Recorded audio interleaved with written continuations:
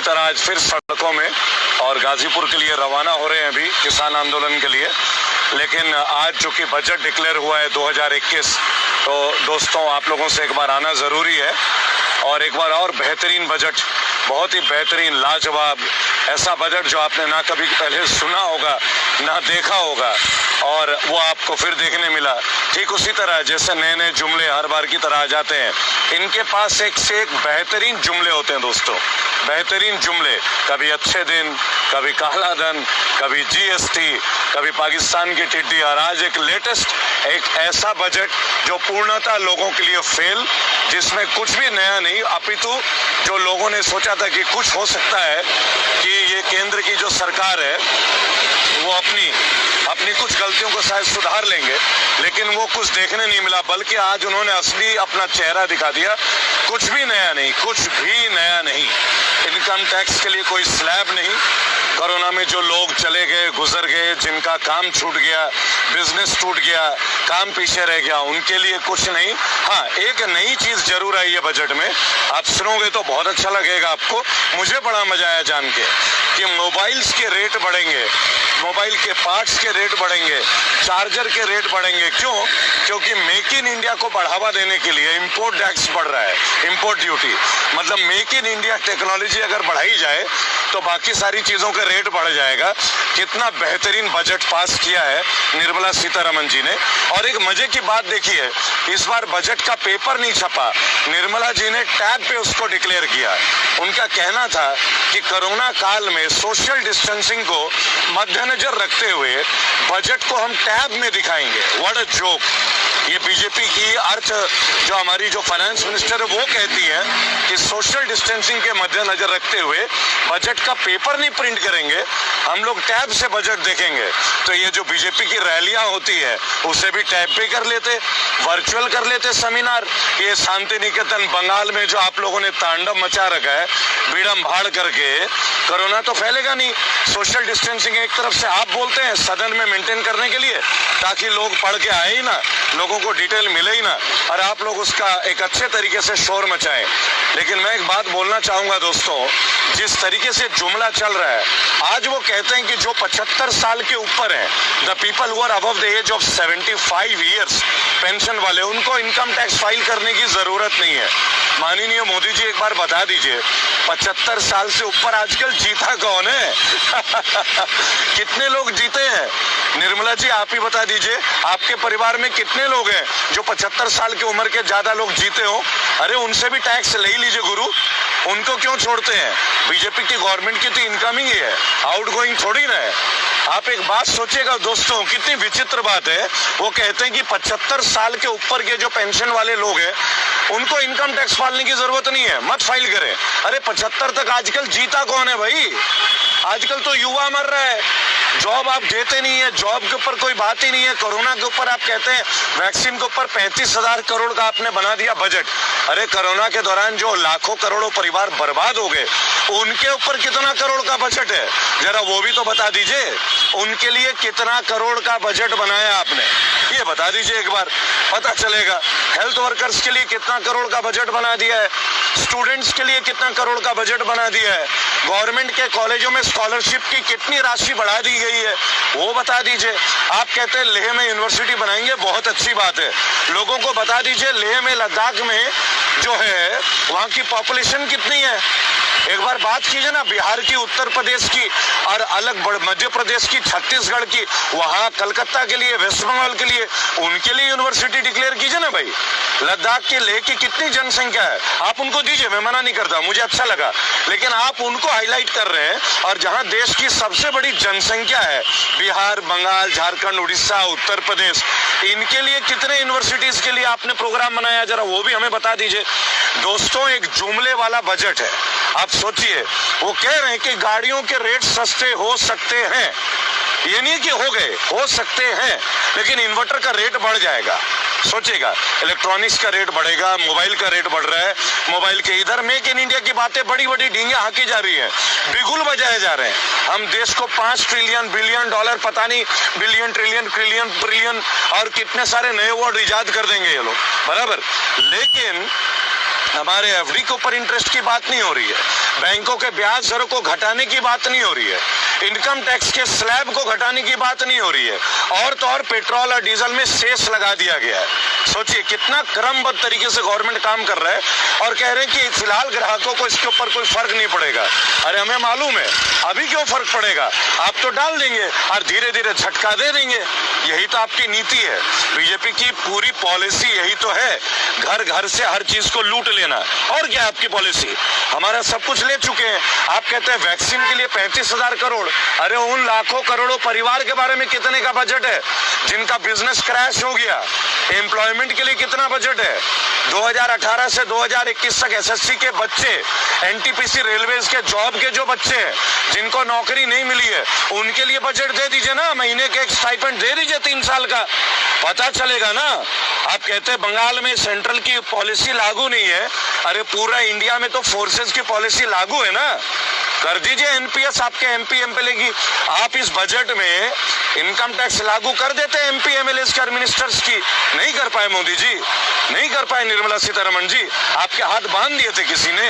केवल पब्लिक के गिरेबान को बांधोगे, गले को बांधोगे, हमें लूटोगे और आप लोग अपने अपने मौज लोगे, मजे लोगे। आपके एमएलए एमपी जितने पॉलिटिकल पार्टी के लोग हैं उनके लिए कोई कटौती नहीं, सब कटौती हमारे लिए है। इसे बजट कहते हैं निर्मला जी, आपको शर्म आनी चाहिए निर्मला जी। प्याज 50 रुपए के रेट में अब तक बाहर में, क्या बजट मेंटेन कर रही हैं आप? और दोस्तों मजे की बात सुनिएगा, पहले इंटरनेट इसलिए बंद कर दिया जाता है कि लोग झूठ ना फैलाएं। पहले इंटरनेट को इसलिए बंद कर दिया जाता था जम्मू कश्मीर से लेकर हर जगह में कि लोग झूठ को ना फैलाएं, और अब इसलिए इंटरनेट को बंद किया जा रहा है कि लोग सच ना जान पाए। मसलन कि किसान आंदोलन, जहां पे किसान आंदोलन हो रहा है वहां पे तमाम इंटरनेट की सुविधाएं बंद है। मैं लाइव भी नहीं हो पाता हूं, लाखों लोग हैं वहां से लाइव नहीं हो पाते दोस्तों। लेकिन ये सब बातें कौन पूछेगा, कौन उठाएगा? लोगों की मजदूरी की बातें, मजबूरी की बातें हम उठाएंगे। अच्छा दोस्तों एक बात और देखिएगा, निर्मला सीतारमण जी के बजट की बात करते हैं, एयरपोर्ट बिकेंगी, रेलवे स्टेशन बिकेगा, रोडवेज को सोल्ड किया जाएगा, इलेक्ट्रिक ट्रांसमिशन लाइन को बेचा जाएगा दोस्तों, गेल को बेचा जाएगा, gas authority of India limited, Indian oil के पाइपलाइन को बेचा जाएगा, वेयर हाउस को बेचा जाएगा। कितना मास्टर स्ट्रोक है, कितना बेहतरीन मास्टर स्ट्रोक है बजट है। इस बजट ने तो करोड़ों लोगों को दिल खुश कर दिया होगा। क्यों भाई बीजेपी के मेरे साथियों, मजा तो बहुत आ रहा होगा आप लोगों को इस तरह का बजट का। मेरे कुछ प्रश्न है दोस्तों, आइए पूछते हैं एक बार इस सरकार को जो 2014 से हमारे छाती पे एक वजन डाल के बैठी है, पैर रख के बैठी है। मैं तो कहूंगा क्योंकि लोगों का व्यापार घाटा हुआ है, लोगों के टैक्स बढ़े हैं, मिला कुछ नहीं है। महंगाई कम हुई है क्या? नहीं। पाकिस्तान झुक गया? नहीं। एक के बदले 10 सर लेके आ गए क्या हम लोग? नहीं। पुलवामा अटैक भूले तो नहीं है ना, कहा गया था एक के बदले 10 सर लाएंगे। फिर से बोलूंगा, महंगाई कम हुई? नहीं दोस्तों। पाकिस्तान झुका? नहीं दोस्तों। एक के बदले 10 सर आ गए? नहीं दोस्तों। महिलाओं को सुरक्षा मिली? नहीं दोस्तों। गंगा की सफाई हो गई? नहीं दोस्तों। गौ हत्या बंद हो गई? नहीं दोस्तों। बीफ के इंपोर्ट पे, एक्सपोर्ट पे, इंपोर्ट पे बैन लगा क्या? नहीं दोस्तों। गौ माता को राष्ट्रीय संपत्ति डिक्लेयर कर दिया गया क्या? नहीं दोस्तों। क्यों? क्योंकि बीफ पे इंपोर्ट अभी बंद, एक्सपोर्ट जो है बंद नहीं हुआ। डॉलर का घाटा बंद हुआ? नहीं दोस्तों। देश की आर्थिक स्थिति सुधरी? नहीं दोस्तों। देश में मंदी कम हुई? नहीं दोस्तों। सब्जियों के रेट घटे? नहीं दोस्तों। विदेशों से काला धन आया? नहीं दोस्तों। नोटबंदी से देश को फायदा मिला? नहीं दोस्तों। गांवों की हालत सुधरी? नहीं दोस्तों। किसानों को उचित मुआवजा जमीनों के अधिग्रहण का मिलने लगा? नहीं दोस्तों। किसानों की आत्महत्या बंद हुई? नहीं दोस्तों। किसानों का कर्जा माफ हुआ? नहीं दोस्तों। जातिवाद खत्म हुआ? नहीं दोस्तों। दोस्तों मुझे ये नहीं पता कि आप हिंदुस्तान या भारत बोलते हैं, पर मुझे फर्क तब पड़ता है जब हिंदुस्तान और भारत में ये सरकार फर्क महसूस कराती है। देखिए दोस्तों, एक ऐसा काम नहीं हुआ जो नागरिकों के जीवन के उन्मूलन के लिए, उत्पीड़न के लिए बहुत काम हुए। कोरोना काल में रोड शो हो सकती है, रैली हो सकती है, पर किसान आंदोलन गलत है। सोचिएगा दोस्तों, मैं एक बात बताऊं, सच तो ये दोस्तों कि किसानों का सरकार पे ना भरोसा उठ गया। इसीलिए कहते कि भरोसा बड़ी चीज है, उसे 15 लाख जैसे जुमलों में मत गंवा दो।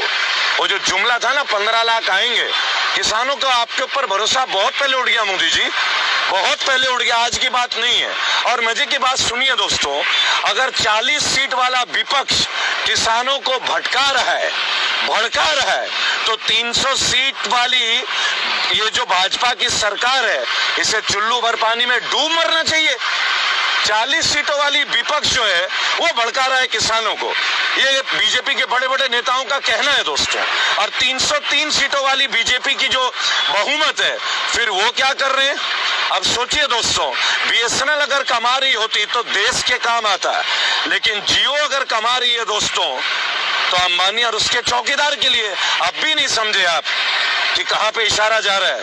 6 साल में ना दोस्तों ये हाल हो गया हमारा।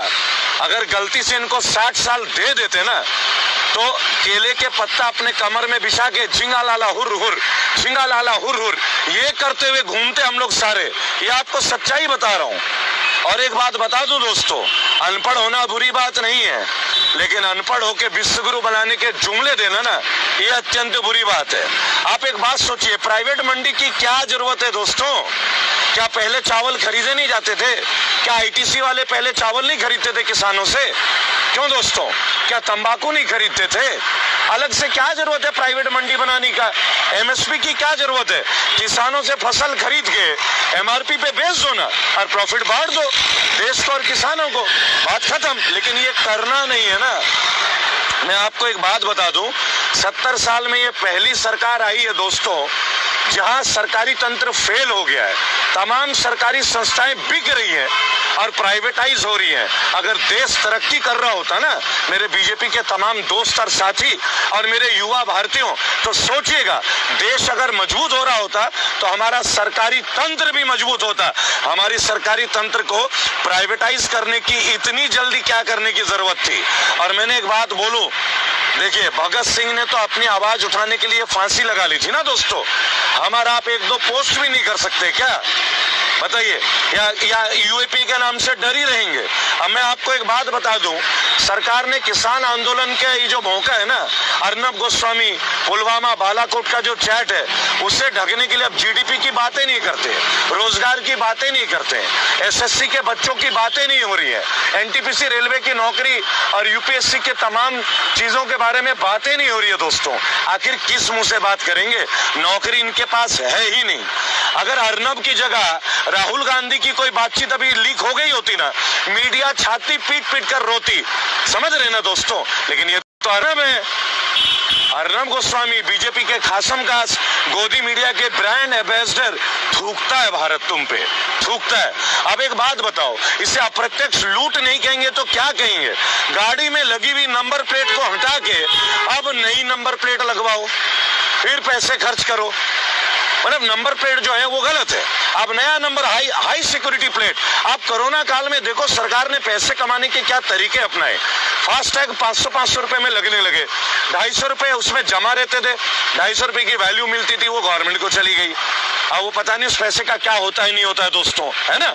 अब मजे की बात देखिए, अब हाई सिक्योरिटी नंबर प्लेट, फिर 1000-2000 रुपए खर्च करो, नहीं तो चालान भरो।